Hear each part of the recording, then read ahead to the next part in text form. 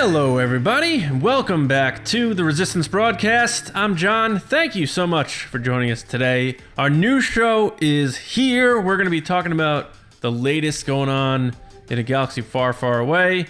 Mandalorian stuff. A lot going on. We're going to cover it all, but we have a lot of other stuff we want to get into about what we have going on later this week, because this was supposed to be the week of Star Wars Celebration. And as the tears roll down your face and mine and James and Lacey's, it's not happening. So we are trying to do things that fill that void. I know there's going to be a lot going on this weekend, so we want to get into what we're going to be doing from our end here, from the Resistance base to your hearts. So how are you guys doing, James and Lacey? We were probably a day away, should have been a day away from leaving for California. We'd be there tomorrow. Hence the day away. Mm-hmm. Yeah. I'm agreeing with you. No, yes, I know. I'm very sad. I wouldn't be there till Wednesday, I don't think. I thought it was Tuesday. I planned out. We showed up at Tuesday at 11 a.m. We'd be in California. Yeah. Mm-hmm. So, we're all bummed out about that, but we must soldier on. So just so you guys know out there, this Thursday, we're not going to have a normal episode of TRB in the morning. I know a lot of people are usually going to be expecting that at this point, almost like when you ring the bell and the dog wants the treat. I forget what the thing's called. Pavlov's theory. Yeah, or Dwight Schrute with the mint. We're not going to be putting out an episode because Thursday night at 7 p.m. East, we're doing a live podcast streaming on the Star Wars Newsnet YouTube channel. And if you aren't able to make that, don't worry. It's going to live right there on the channel. And also it's going to hit your audio feeds the following day on Friday.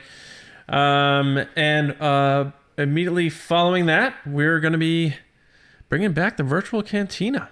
And so, Lacey, why don't you get into some of the details on what's going on with the cantina that's going to be following our live podcast? Yeah, so first of all, I apologize. I have a cough drop in my mouth.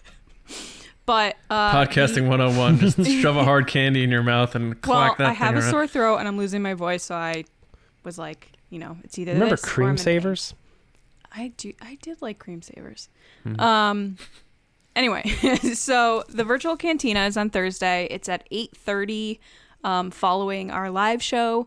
We have a full house, which is super exciting, and we're going to do round robin style of 3 different sections with Star Wars fans.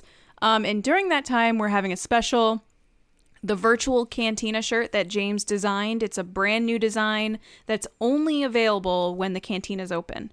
So after the cantina closes, you can't get it until the next time that we do the virtual cantina. And the design is super cool. It's one of my favorite ones, actually, that James has ever done. And it's a play off of the Galaxy's Edge Olga's cantina, which I have not been to yet. But it's super fun, super cool, and we hope to see you there. But yeah, we have a lot of other shirts too, which I'll let James get into. So all that stuff happens Thursday, and on Thursday we're doing the virtual cantina shirt. Mm-hmm. Then on Friday, when the audio drops from the actual show, we're kind of dedicating that day to what we imagine might have been like the Mandalorian day or whatever. So we're kind of doing the Mando fan show thing. And I created a special shirt specifically for that has Gideon on the front. And he's got the Darksaber and stuff. So it's pretty cool. And so that item is, normally shirts are $20.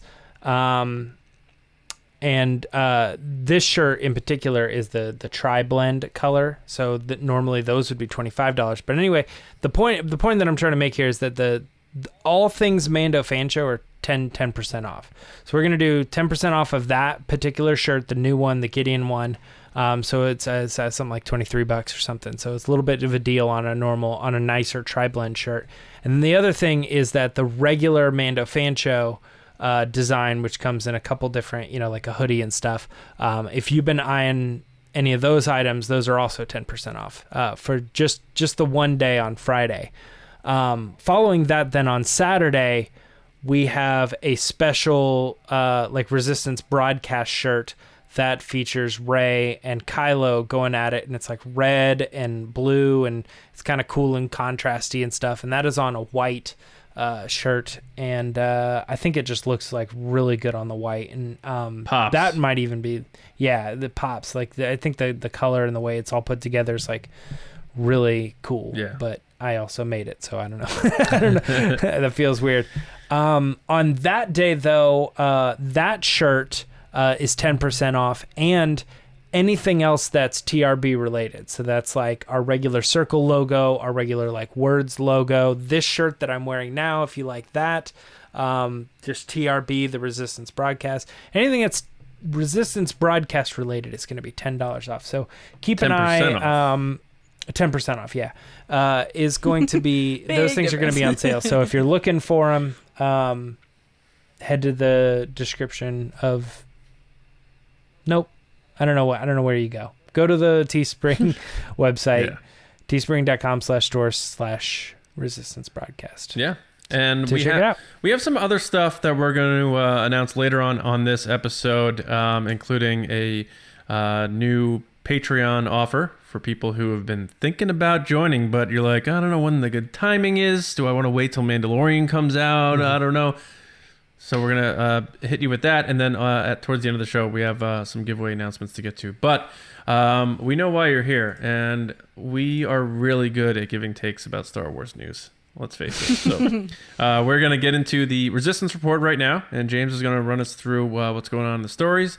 And we're going to have some fun talking about it, as we always do. So James, what is cracking? It's the Resistance. John, the Hollywood Reporter is cracking, actually. Our top story today is going to be about The Mandalorian. Not only The Mandalorian Season 2, but kind of the reception of Season 1, at least for one particular individual. So there's kind of two stories, two sides to this thing. The first thing is that, like I said, Hollywood Reporter was doing an interview with, Jon Favreau, who's executive producer.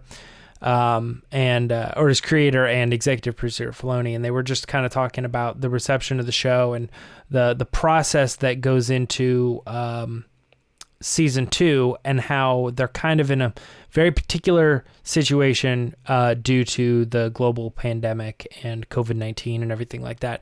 Because their show is filmed with such limited people, they're able to produce the show, and they actually don't think that season 2 is going to see any effect whatsoever. So that's really interesting. The other thing that I was talking about just really quick is that George Lucas did get asked what he thought of The Mandalorian, and Dave Filoni goes into full detail, and we can talk a little bit about that in a second.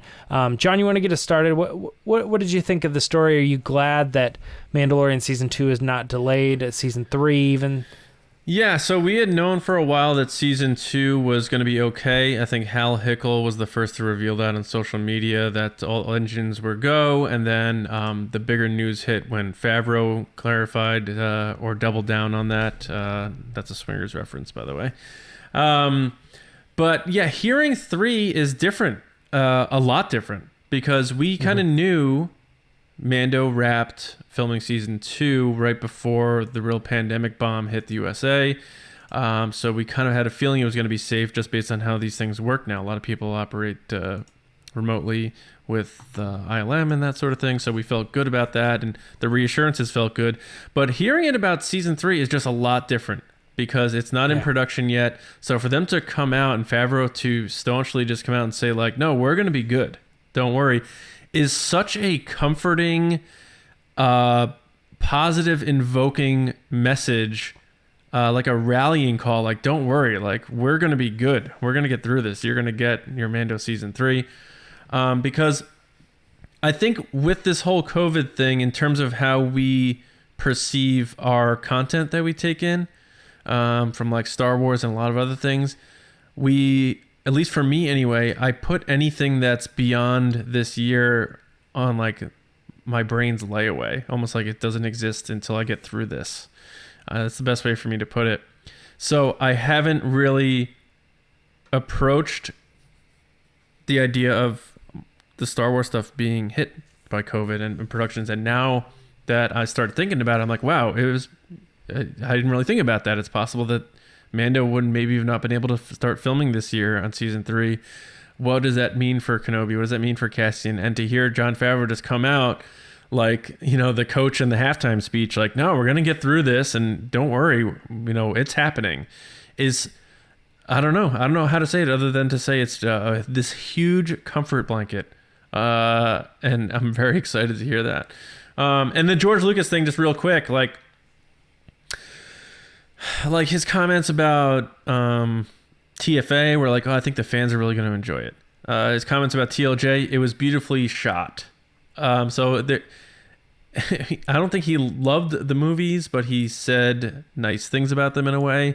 But when you hear Dave Filoni, of all people, relay a message saying he enjoyed watching the show as a fan, it adds credibility to it because his connectivity to George Lucas, having made Star Wars with him, so it adds capital to it, or belief to what he may be saying. Whereas if J.J. Abrams came out and said, yeah, George Lucas said he really liked my movie, be like, did he?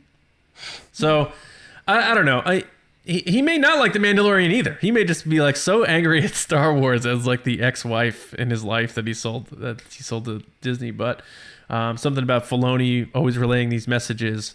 Let's put it this way: Dave Filoni has pretty good job security in terms of being that staple for the history of Star Wars connectivity.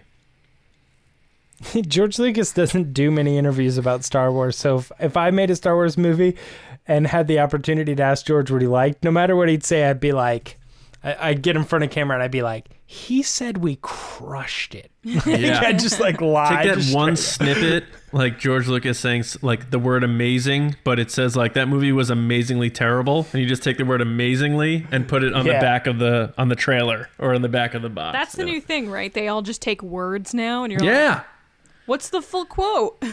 Like a super spectacle of utter dog crap, but they take super spectacle and put it on the back of. I feel like they've done that for years. I can almost picture like flipping the VHS box over and it says terrific with like 4 stars or something. Yeah, just terrific. You're like, oh, yeah. What is this? Yeah, it doesn't mean it. Lacey, what do you think about Mandalorian season 3 still like being completely unaffected by COVID-19 and all this? For me personally, I'm not surprised by this because they keep their sets so small from what we saw in the gallery and from what we know of The Mandalorian is like they had a few people on set doing things. They had a couple actors. It wasn't a big group of people. So I think like the current situation would only cut down probably on visitors coming to set and people wearing masks on the set. But like Jon Favreau talks about, he's like, we've got the guys on the game computers across the room, a couple actors in front of the camera. We can separate everybody. People can be remote. They don't even have to be there. He's like, so no big deal. And I'm like, yeah, it totally makes sense. And it's not surprising to me that this production is not affected at all, which, like John said, is such a wonderfully optimistic thing to hear now, because all you constantly hear is this is canceled, this isn't happening, this has been delayed, this isn't, got changed. So to just have that constant of, no, it's all good, we're good, we're going to release season 2, you're still going to get it right on time, you're going to get season 3 when you were supposed to get it anyway, nothing's changed. It's like that kind of, like John said, that like just that constant that you can look forward to and know that it's going to be there regardless of what happens in the world around us. The George Lucas stuff was interesting because, as we know, it's been kind of a rocky relationship between him and Disney, but I just really... It's complicated. It's complicated, yeah. His Facebook would say it's complicated. So, yeah, I just think that it's not surprising that he really likes The Mandalorian, because I feel like from what we've learned, it's always what he wanted to do with Star Wars. And from what we saw in the docuseries, where he's like, this is what I was thinking of 10 years ago. So the fact that he gave the go-ahead with Baby Yoda, and he's had these influences behind the scenes that we probably don't even know about, it's really cool to have that validated again, that he's like on board with The Mandalorian. And it makes you wonder, like, would he ever come back for something? Would he ever direct the final episode of The Mandalorian? Like, would he ever write an episode? Because I'd be okay if he did. As long as someone helped him. Don't you feel like it's like the coach and the coach's son with George and Dave Filoni? He's just like, he's batting first. He's the starting pitcher. He's like, he's so good, but I can't say too much because I don't want to show my bias. So I'm just going to like make a few comments here. Yeah, I also liked how he said that he was coaching him on like not necessarily Star Wars lore and like the way of Star Wars. It was more about filmmaking and the technique of making things. And I was like, that makes sense. You're not going to call him and be like, hey, let's have the same conversation we've had for 15 years about Star Wars, but can you tell me how to do this shot? You know? Yeah, I'm just thinking like George Lucas's house, and it's like his kids. This is all made up. His kids hate Dave Filoni because George treats Dave like a better son than his actual kids. Oh yeah. And there's all pictures of Dave and George on the walls, and not George with his actual kids, and it's just him and Dave. And they're like, even worse, it's his kids with a Photoshop picture of Dave like cut out with Dave. They're just like, I hate Dave. Enough with Dave, Dad. What do I have to do to make you like me? He's like, be good at telling Star Wars. Could you imagine him holding like a baby, and then the baby's just Dave's head with the cowboy hat on it, It's like just stuck Dave. over the baby? The image for this episode has to be George holding Baby Yoda, but it's Dave Filoni's head with his cowboy hat on. Wow. James is like, oh no. No, I think George Lucas is kind of like us in a way. Like no matter what way Star Wars swings, we're always going to be like, hey, this is what I liked about Star Wars. Like we might, might also be a little bit more upfront about the things that we don't like about Star Wars than George is. But I mean, no matter what, like a fan or George Lucas himself are going to come up with like, hey, the Mandalorian is cool because that's the way that George always wanted to do it. Like he always thought it was like cool to do serialized Star Wars, you know what I mean? Like he was doing the Clone Wars because he wanted to tell these like Flash Gordon adventures, and stuff like that. And it's like Mandalorian is the first TV show, so of course that's kind of like the ultimate vision. I mean, there's always going to be some positive swing to it. But I think you guys are right that I think that when he has worked with Dave Filoni for so long and kind of in a weird way saw him as the person who's being handed the torch, he's going to look at that probably a little bit closer than even something like Solo, for instance, which is like a character he like created, whereas he didn't really create Rey or Finn, you know what I mean? But I think like, if Dave Filoni was doing Solo, that would be pretty nuts. He'd be like, I got my eye on this one. But I want to talk about the Mandalorian season 3 thing too, because there's a band called Under Oath that I used to really like, and then we ended up touring with them and stuff, and friends of mine. But they did this thing because of COVID-19, because the whole music industry is like shut down, right? Basically, every band is out of the job. No one's making money. They don't even know what to do. And they tackled it head on. They came up with this thing called the Observatory, and it's this circle, and they did all these lights, and they put all these cameras around, and they had all their crew there with like all these cameras, and they live streamed the event, but then they sold tickets to the live stream. So they sold merch and tickets, and then they're doing rebroadcasts of the live stream, and you get to own it for a certain amount of time and stuff. And it was so successful. I mean, they hit like 6 figures like the first day the tickets went open, and they were in like New York Times and Forbes and stuff. They were being interviewed all over the place because they were basically the new face of how the music industry was going to work in this era. Mm-hmm. And they were being interviewed about all this content and the technology and how they're handling it. And I just kept thinking like, man, what a great time to be like the world's biggest Under Oath fan, because every other band is dead, but not your band. Yeah. Your band figured it out, and they got through, and they're putting out really good content more than anybody else.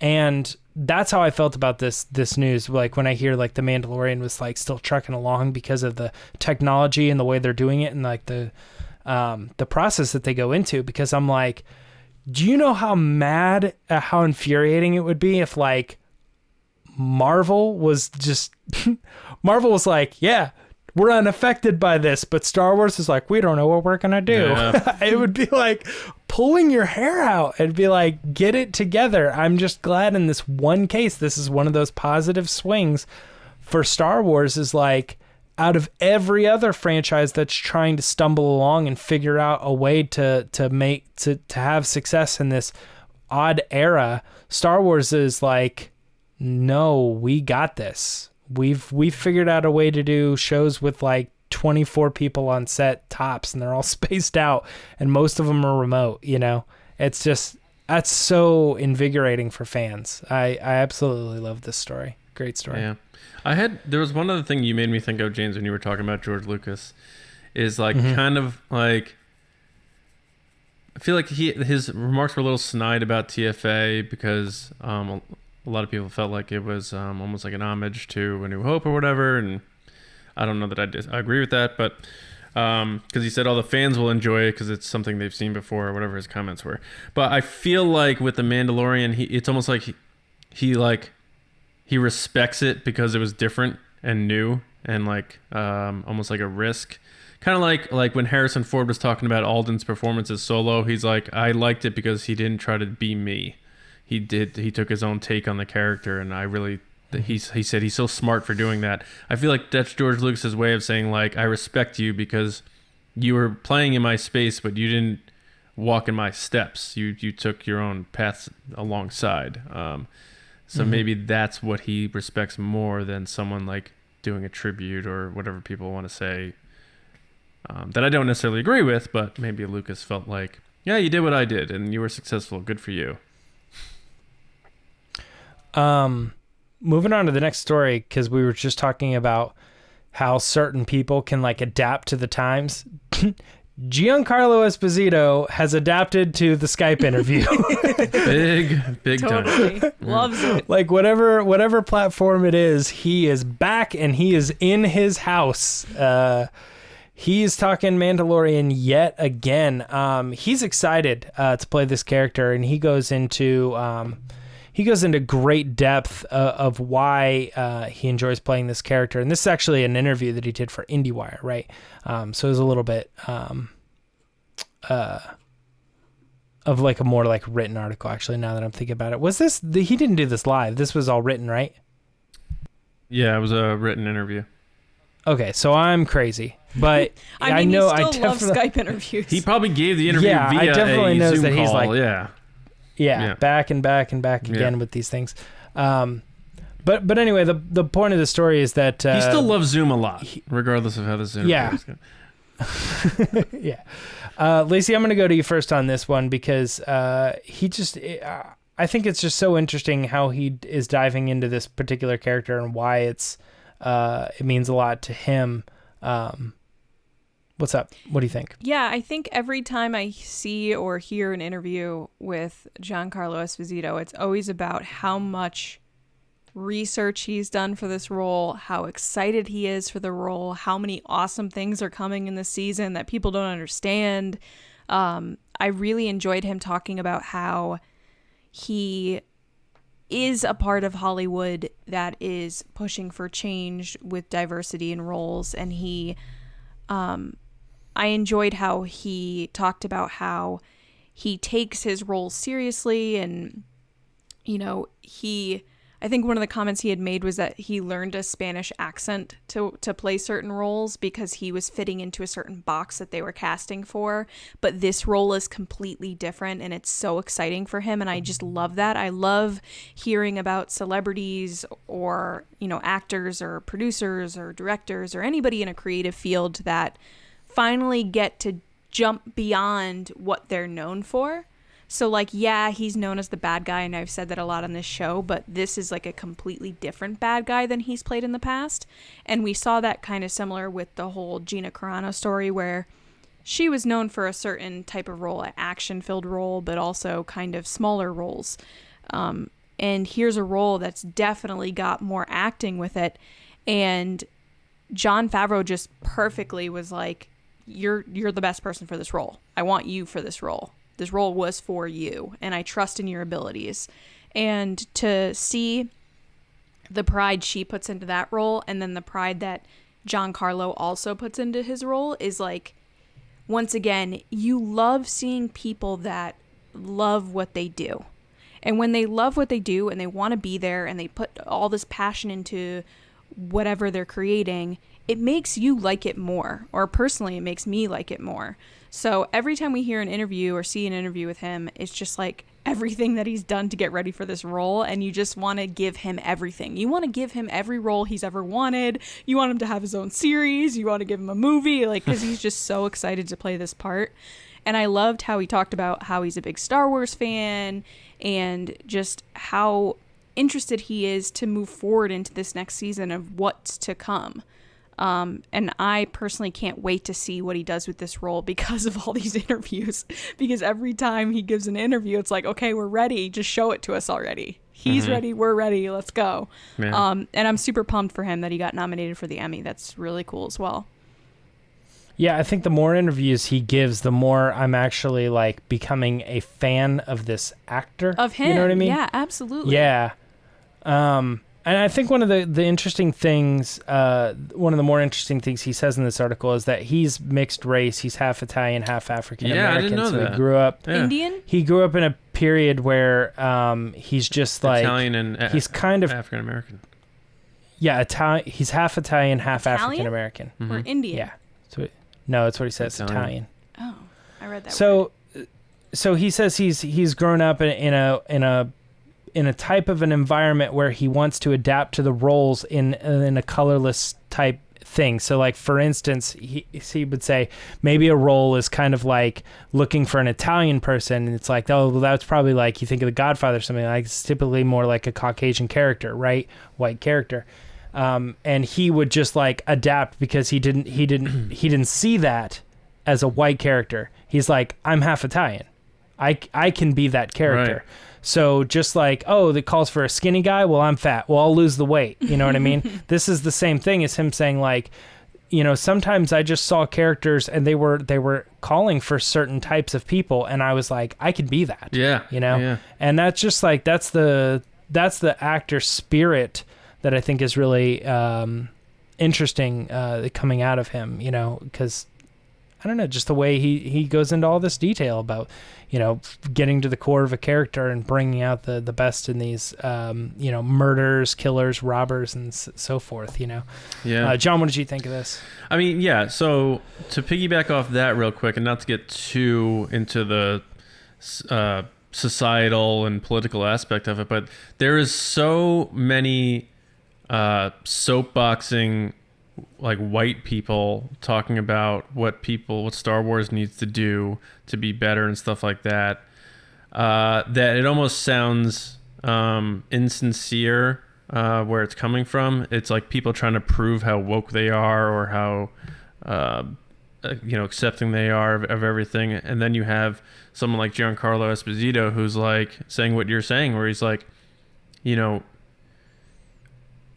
communism isn't based on a skin pigment, and there's all different types of people can play all different types of roles, and he sees it in a way that's almost like far beyond what we see as the standard for logic today and how you should treat those types of things. Like you said, like he sees that role, he's like, I can do that. I don't see why I shouldn't be able to do that. The list shouldn't be for a black man, or the list shouldn't be for an Italian-looking man who looks like Marlon Brando. You know, he looks beyond that, and I think that's true diversity in how he's approaching his roles, and I respect the hell out of what he said there. Now, getting to the fun element of it is the diversity aspect in Star Wars that's always being called for, and it's, for whatever reason, it's not usually called for on the bad guy side. You know, correct me if I'm wrong, but this is the first person of color in live action Star Wars as a villain, right? Yep. Yes, Yep. I think so. Yeah. It was almost going to be from Solo. Paul Bettany's character. Yeah, Michael K. Williams, right? Of course, then he also might have been a tiger. I think he was supposed to be like a tiger or something, yeah. So and I feel like this gets overlooked in a way. And especially he's playing it a very unique thing. He's not doing a Palpatine impression or a Vader impression or anything like that.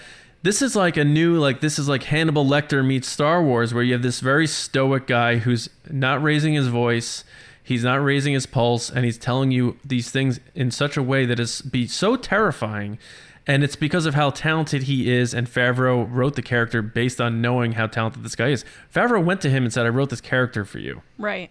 Yeah. So Super calculated. He watched him in Breaking Bad, in Better Call Saul, all this other stuff he's done, and said, I'm inspired by how this guy performs, that I'm creating Moff Gideon based on him. And that is so cool to me. And now he's taking Imagine that and having that moment in your life where Giancarlo Unbelievable. calls you and is like, hey, I wrote a part for you. And you're like, what? Yeah. You just start sobbing.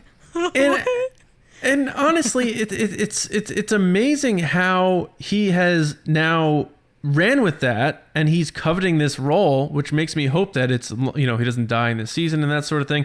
But it's amazing to me that it's overlooked that we have our first real main bad guy. And I say guy, I don't mean just man. I'm a bad person, whatever, in Star Wars, of a person of color. And I think that is like breaking down barriers. And I think that is amazing.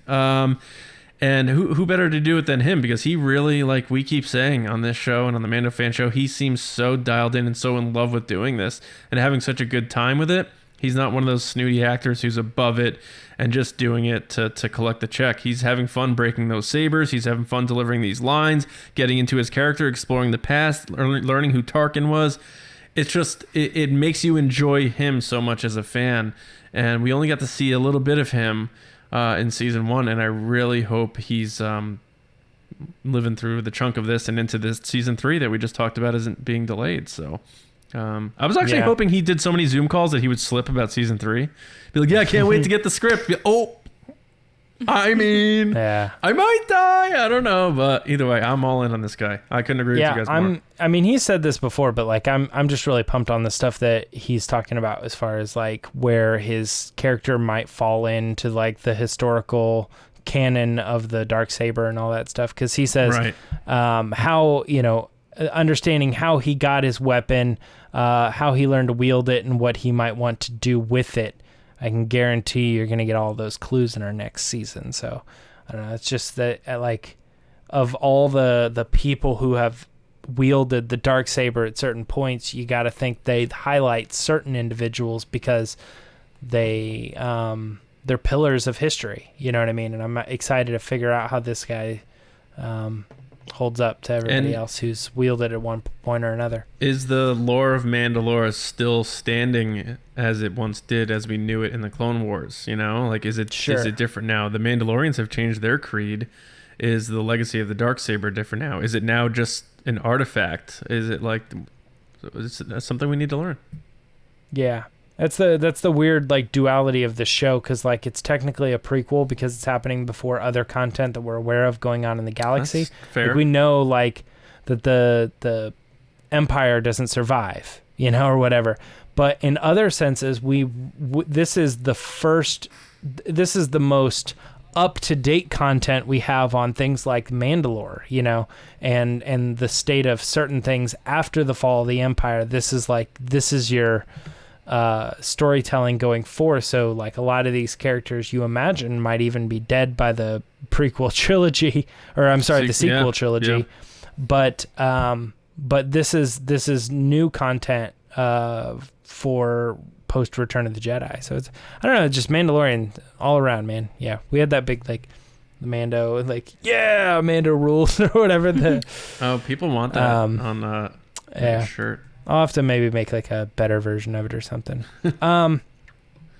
We got one other thing that, and then some quick hits, some other like little side stories to talk about. But one other major kind of thing that happened was there was a new audio clip, like a reading of Sam Witwer doing his section of the Clone Wars Stories of Light and Dark audiobook.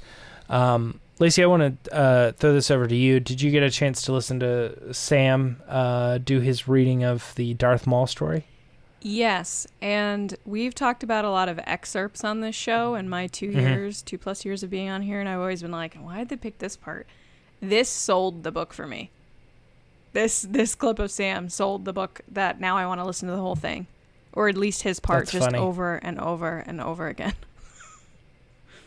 He's so good. it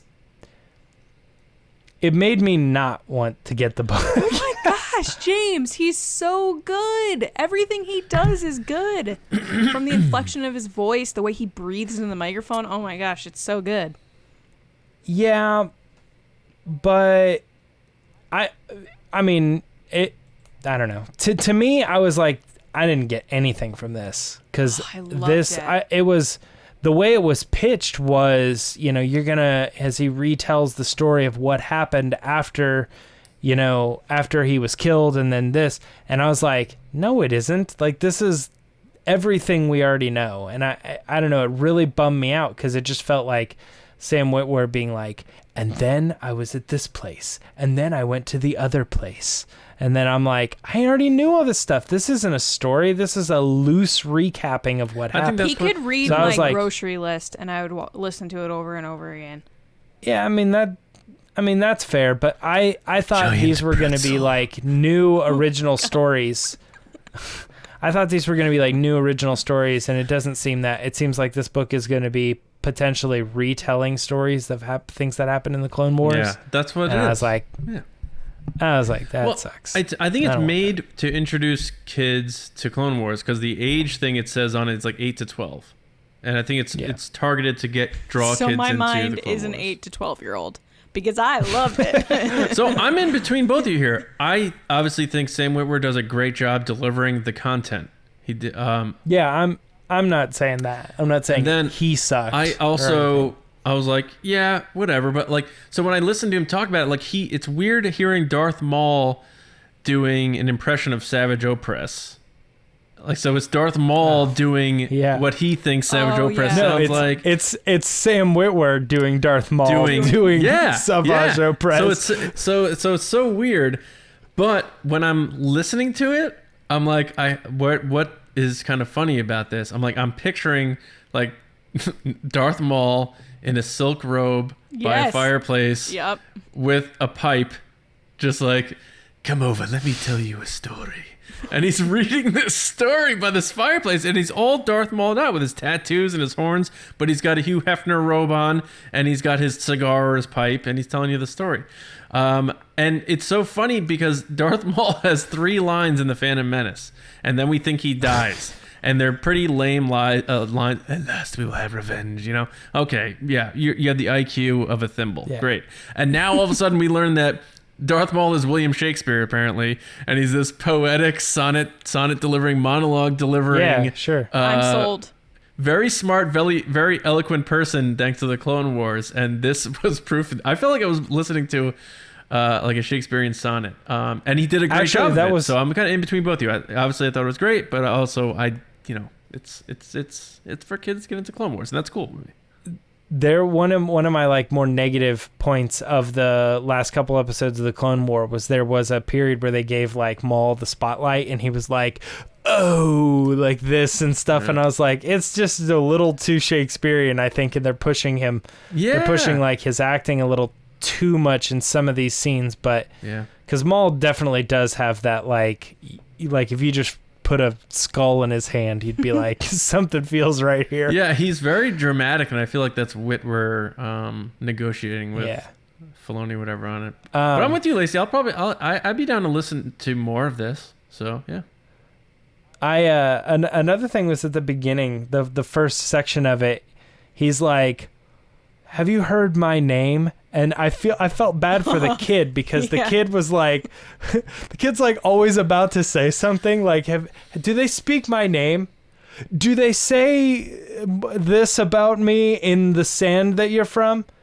Do they say it in the space station? Do they say it in the, like, he just like, every time the kid's about to say, he like comes back and he's like, I have one more thing to ask you. And it's like, I don't know. The kid never actually gets to speak either, which is funny because then he's just like, let me tell you a story, kid. Yeah. And he's like, I never answered your question. I'm also trying to figure out if Darth Maul is British or not. He sounded British in this audio clip.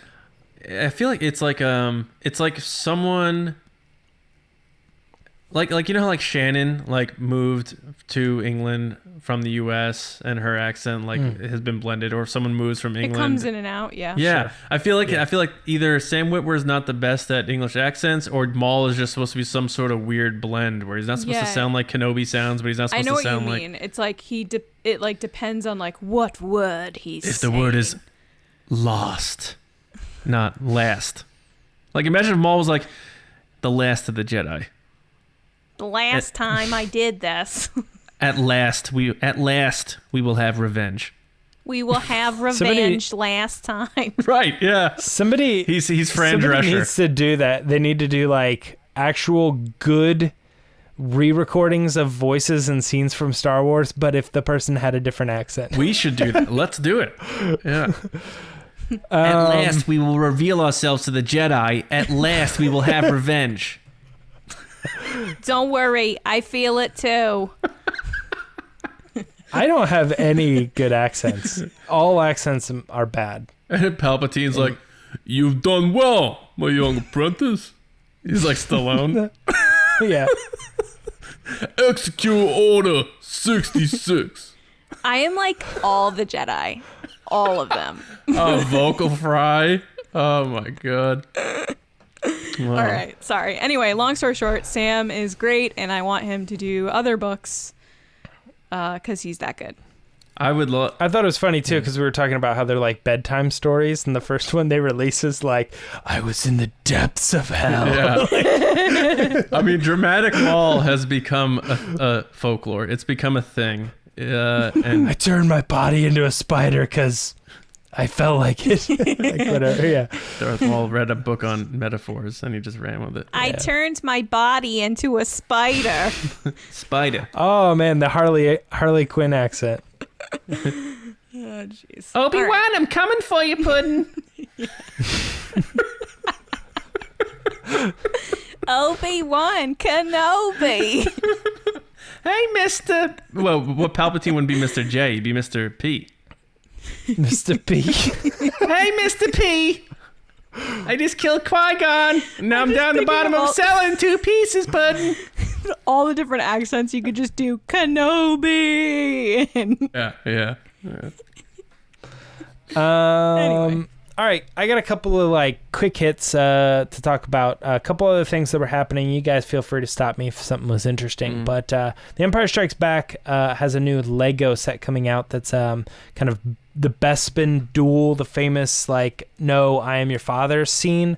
And they went to a lot of great detail to try to make it like as I don't know what to say here, real or true. Like I don't know, they just got excited about the detail that went into how this one was all put together. They didn't do. I thought it looked. Have they pretty made a Lego set of the Maul vs. Pre Vizsla fight or the Rey vs. Kylo Ren? Oh my gosh, I knew you were gonna bring this up. Anyway, I think this set would probably be the Star Wars the one. Lego set that they would have given out at Celebration. Like this would have been the one people had to get tickets for and enter a lottery for, because they've done other ones at past celebrations, like the detention cell. I think was the 40th anniversary one.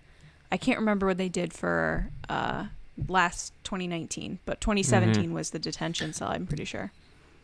Would they save in a celebration year? Would they save anything for New York Comic Con? Because there was some big Star Wars stuff in New York Comic Con in 2017, which also had a celebration that year, like the Brickheads thing. Exclusives, not so much. It depends on probably production. Like if the production got delayed, they'd probably push it to another show. But this and like the Funko announcement that they had recently about all the different things that are going out for Funko with the different the Yoda scene, which is really cool, and the Ralph McQuarrie figures. Those were all stuff they were going to have at Celebration that they need to sell, but they can't do it.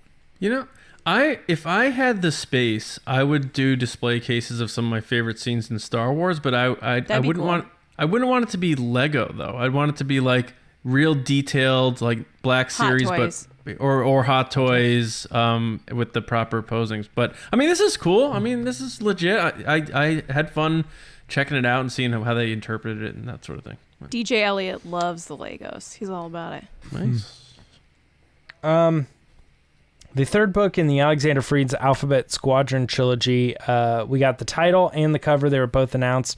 The book features the character Will Lark, which is one of 5 members of Alphabet Squadron, and the book is called Victory's Price.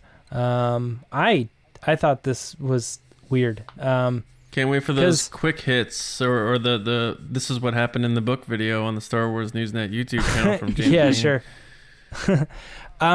There are 5 members of Alphabet Squadron, and the first book had D, and E. Yeah, sort of. And they put Erica Quell, who's like the leader on the first book. That makes a lot of sense. And on the second book, they put Chasna Chaddock, and I'm like, oh, okay. So is this story going to focus on her? No, it doesn't. She just happens to be the character on the cover. And so I'm like, well, this is weird. Who are they going to put on the? What are they going to do for the next one? And they just put one of the other 5, and I'm like, something's not right. How is that? They're just going to be a trilogy with only 3 of the 5 characters. I feel like we're waiting for another announcement that they're going to do 2 more, and I just feel like it's very obvious that they're going to add to this series, or potentially do 3 more, and then they do like the 2 other characters and the main villain of the series, or something like that for the last one. But something's weird because I just look at that and I go, why Will? Why is he on the cover? That's odd to me. Like, why not Nath? Why not Kairos?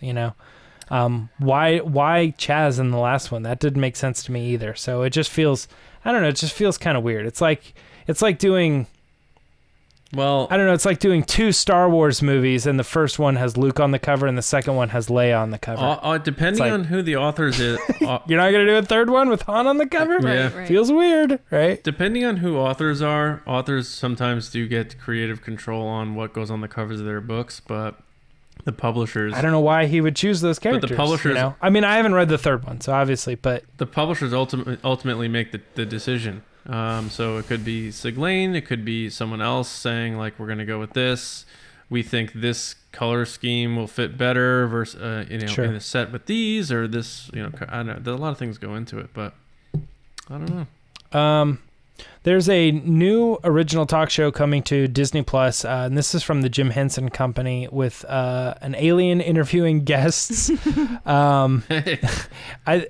Yeah, what's the show called again? It's like Earth to Ned, right? Yeah, it's coming to Disney Plus. Yeah. This actually isn't really like Star Wars news, but the thing that's interesting about it is if you watch the trailer for it, you're like, oh, they got Billy they got Giancarlo. Oh, there's like a Star Wars battle like action set in the show. Like obviously in some ways with this being Disney Plus, it seems like they're kind of leaning towards marketing their other properties. So we're probably going to see like how the Star Wars show brings on other...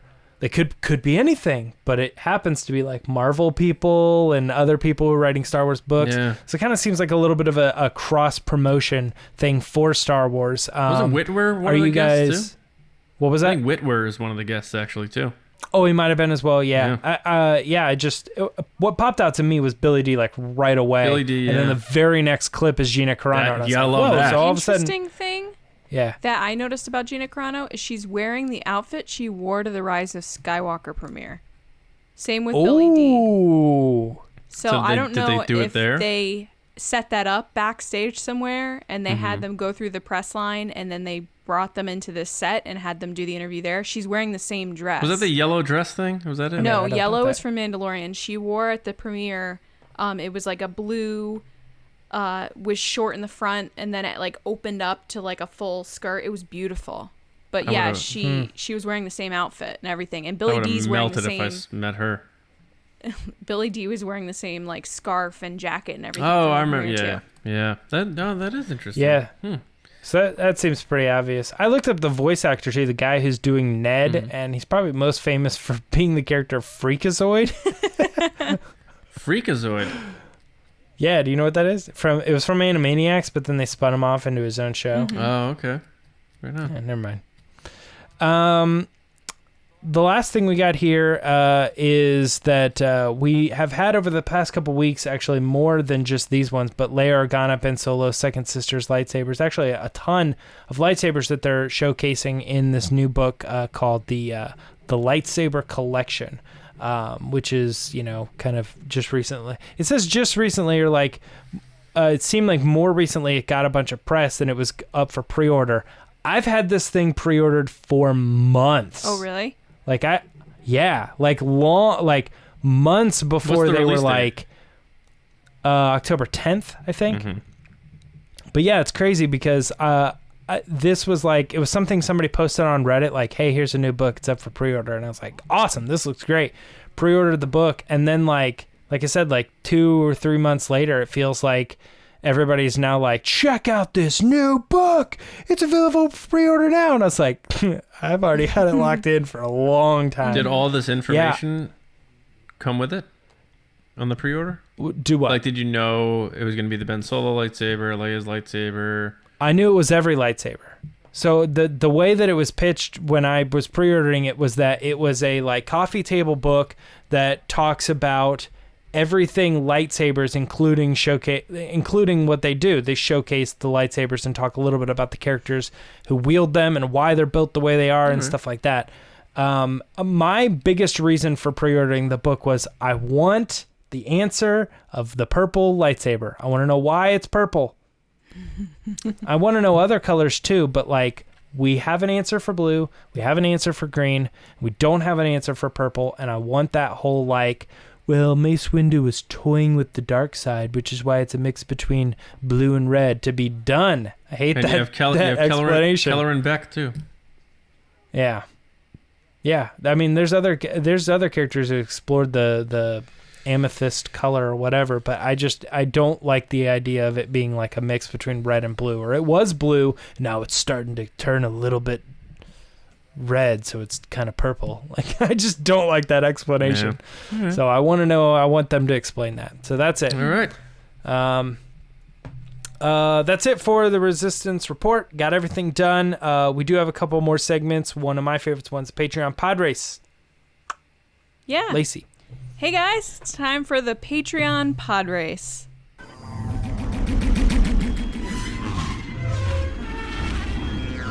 So before we get into that, we have some other information that we're going to share. First of all is if you ever want to support us, there's lots of different ways. You can like this video, comment, subscribe. You can follow us on Twitter at RBATSWNN. You can follow us on Instagram at The Resistance Broadcast. And if you want more extra content, including 8+ mini episodes a month, mailings, private chats, all different types of stuff, you can head over to patreon.com/resistance broadcast. Starting at $2 a month, the tiers go up. As you go up in different rankings, you get more access and more benefits. We have a great community over there. It's a great place to just talk about Star Wars and have fun with other fans that just like to keep things positive, which is great. And I got to tell you, the Discord chat we have, which is Commanders and Up, is always crazy, right, guys? Like, always people in there at all hours of the night. Not to interject too much here, but it's like we'll have legit debates on there, and there's a lot of people in there, but everyone is chill, everyone's cool, everyone's like, oh, I see that, or it's like how it used to be, and that's my favorite part of it. It's like escaping, it's like going back in time and having Star Wars discussions when people were cool with each other, but being able to talk about stuff happening in Star Wars now. Absolutely.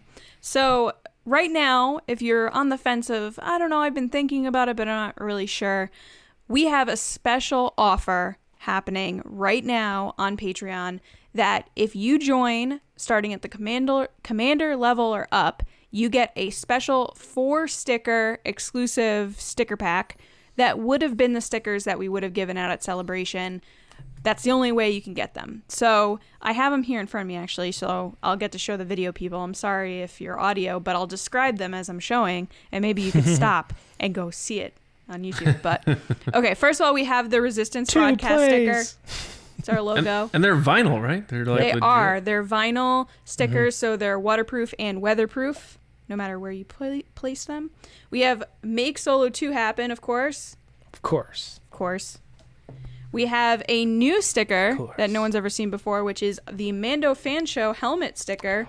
So it features the helmet from the show that comes in at the beginning and the end, and then also for the lower thirds that show our names and stuff. I just heard the theme kick in when you showed that sticker.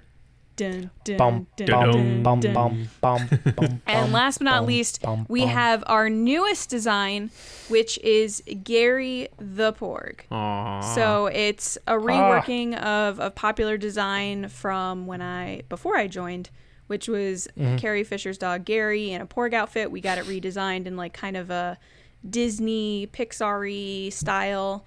It's super cute, so you get one of those as well. So that's what you get if you join at the commander level or higher.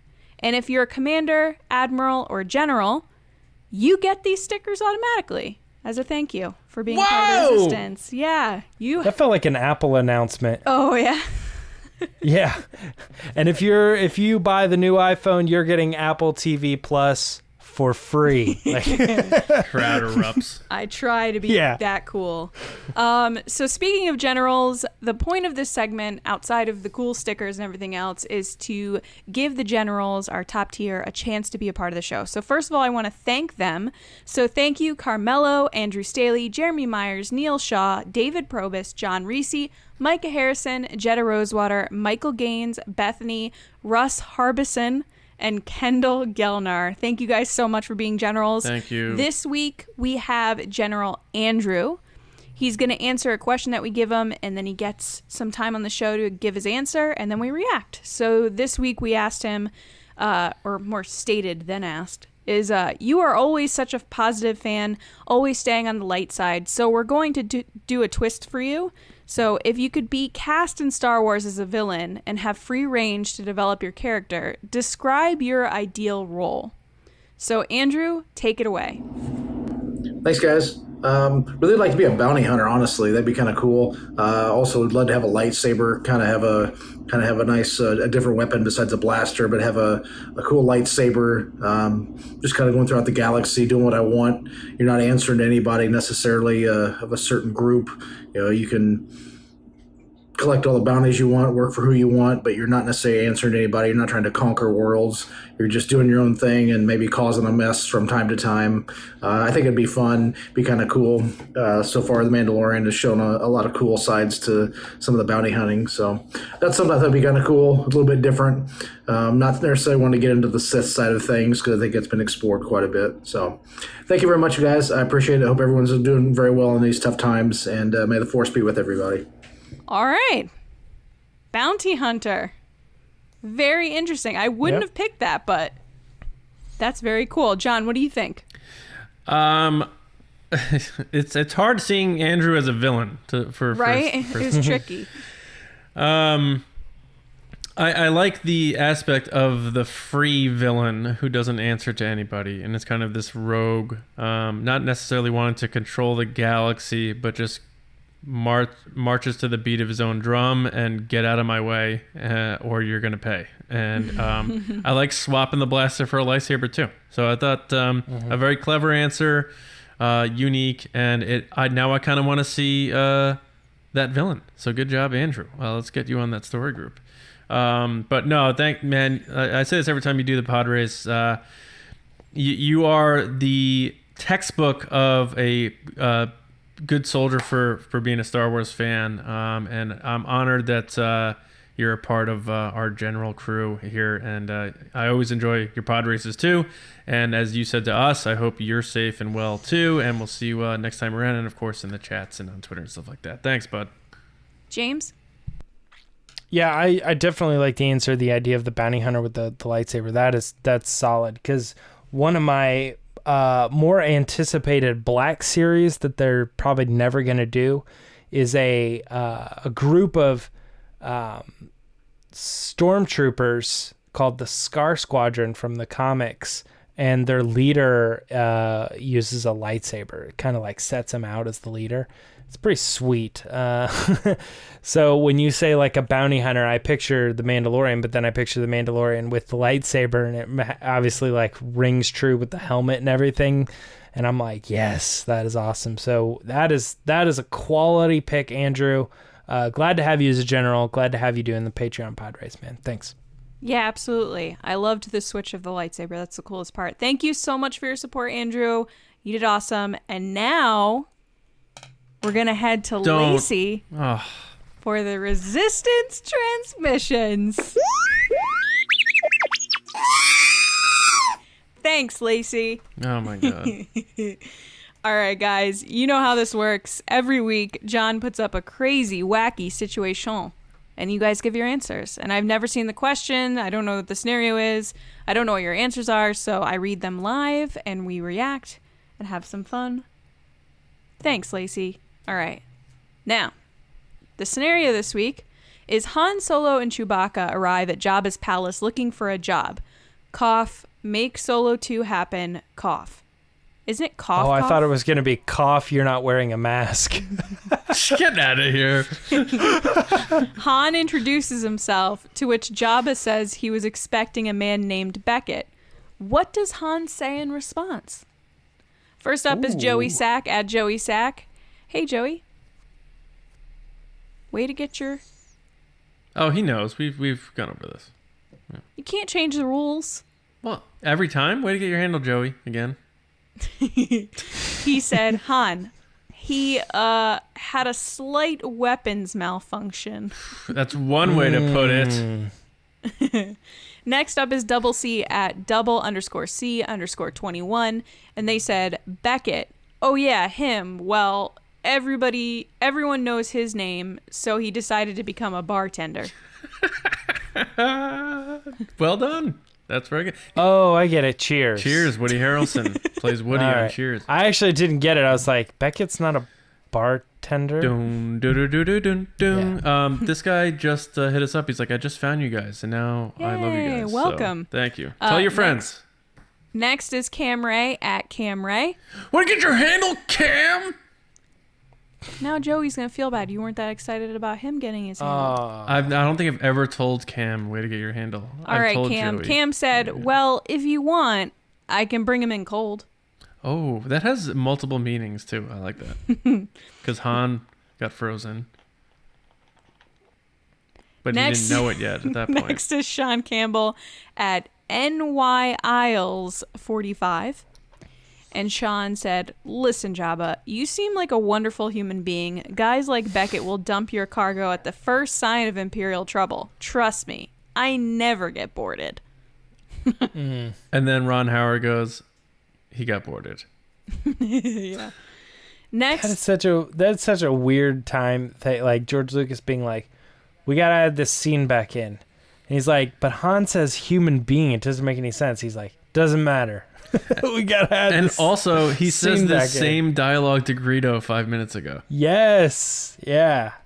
So weird. Next is Mark at the Kind of Awakens, aka at the_kind_awakens. Can I say something? Yeah.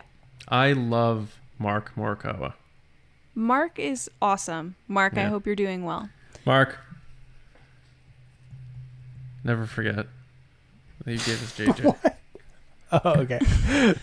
He gave me JJ. Well, he gave us JJ, and I just took it. Yeah. I know, did. but it felt weird because it just I'm still holding on to my like, chance to claim no something. context. Yeah.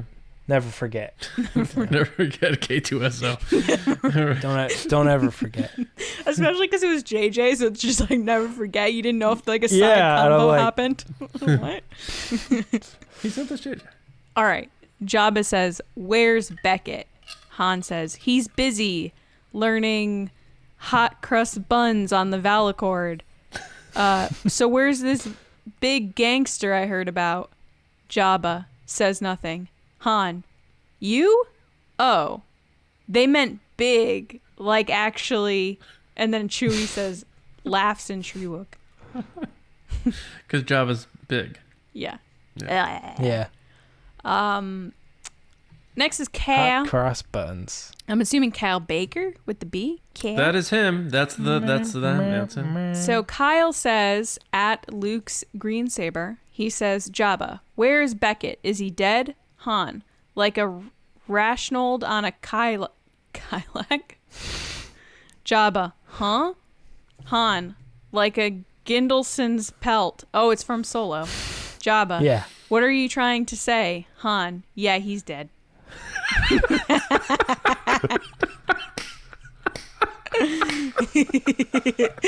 I think this is a good one. This might be Hall of Fame worthy. It was a very slow burn in how you read it though. Can you do it again? I So I don't know what these words, like the actual pronunciation of some of these words, so I get nervous and then I slow down my reading. Just go ahead, just John. You forget read it. that and just go straight for it. Yeah, or you can do it, John, you read it. Go. I don't want. Jabba. Well, move your. You highlighted it, so it says Lacey Gillerin over the word. Sorry. Jabba, where's Beckett? Is he dead? Han, like a Rasnold on a Calac. Jabba, huh? Han, like a Gingelson's pelt. Jabba, what are you trying to say? Han, yeah, he's dead. I love when Han goes, are they or aren't they? And he's like, yes, they're still with us. Yeah, I think that's Hall of Fame. You think so? Mm-hmm. It made me laugh, so I'm I just like he's dead. Yes, that's definitely the payoff. And last but not least is Valerie at ValerieGoGo1, and Han said, "I shot first." All All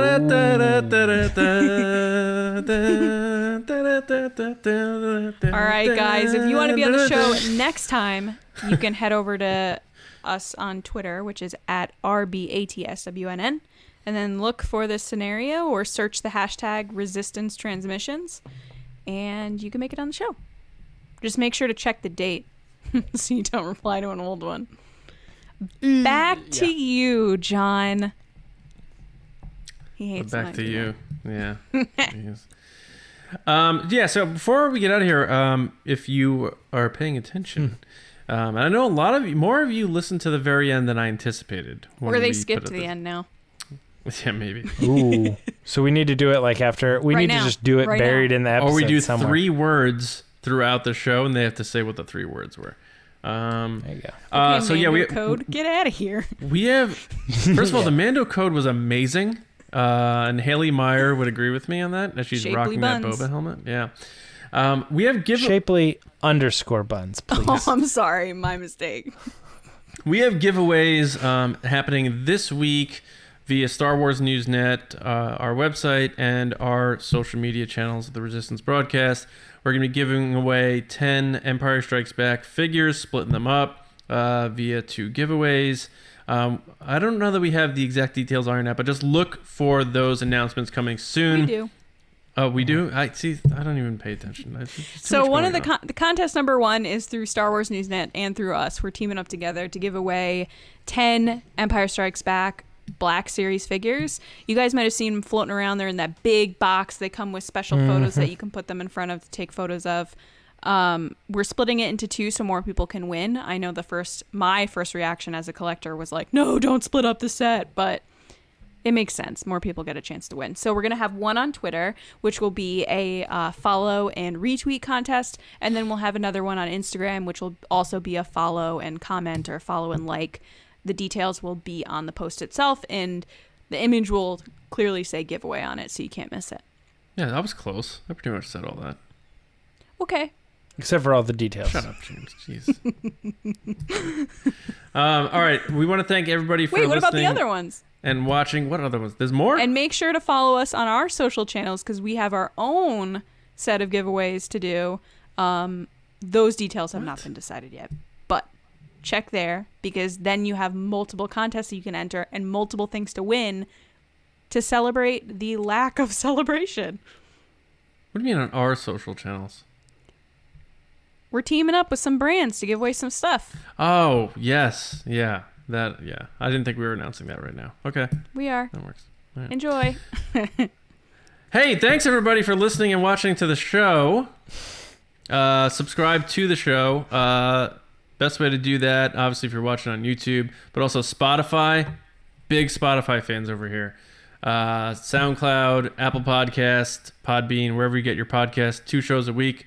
3 coming up when you got Mando Fan Show coming back at you in October. And yes, the Mando Fan Code will return, and it'll be even bigger and better than ever. It's probably going to be Baby Yoda. Let's be honest. You know the deal with Patreon. Lacey talked about it before. This is the time to start signing up because if you sign up at Commander and above, you get those extra vinyl stickers, and those are incredible because they can survive tornadoes, hurricanes, any natural disaster, and you'll still have your stickers. Also, if you just want to support us at the base level, it's $2 a month, and it goes a long way, so we really appreciate that. teespring.com/stores/resistance broadcast. A lot of those designs and those stickers are on t-shirts. James is wearing one of our t-shirts, Lacey's wearing one of ours, and I'm wearing one of ours. Check it out. You're going to be having some sales coming up this weekend. So you have if you're attending the virtual cantina, or at least during the hours of the virtual cantina, you can buy our new virtual cantina shirt, which is coming out on Thursday. And then Friday we have the Mando stuff, and Saturday the TRB stuff. Show. So make sure you check all that out. Rey vs. Kylo. Yeah, and you're going to StarWarsNewsNet.com for all of your news, of course. And you can find me on Twitter at Johnny Hoey, and writing and editing over at StarWarsNewsNet.com. James? Twitter and Instagram at Myra Trunks. Okay, Lacey, way to get your handle. Where can people find you? Twitter and Instagram at Lacey Gillerin. Wow. Way to get your handle, Lacey. Thank you so it. much, John. I really appreciate that. Back to me, John. Hey, John. Back to you, John. So usually I would say we'll see you on Thursday morning, but we're not going to see you on Thursday morning. Oh, no. Why? Because Thursday night. We'll see you Thursday night, baby! We're doing a live podcast on our YouTube channel, streaming at you, and it will hit the podcast feeds the next day. But tune in, 7 o'clock East on Thursday, live show. So you can be in the chat, typing away. We'll check the comments. We may acknowledge something during the show. And then right after, of course, we have the virtual cantina. The slots are already filled. We got a waiting list. There's a lot of chaos going on, but it's going to be such a good time. It's just like Celebration. We did our show, and then we went straight to the bar afterwards. To hang out. And if you didn't make a slot for the actual Zoom call itself, you can take part in the chat right there as well on the live stream on YouTube. Comment, we'll interact with those as well. It's going to be such a good time. We're really looking forward to it. And of course, all the other stuff we have going on this weekend. So while we might not be together celebrating, we are going to celebrate Star Wars the best way we know how here at TRB. So until then, we'll just simply say, see you around, kids.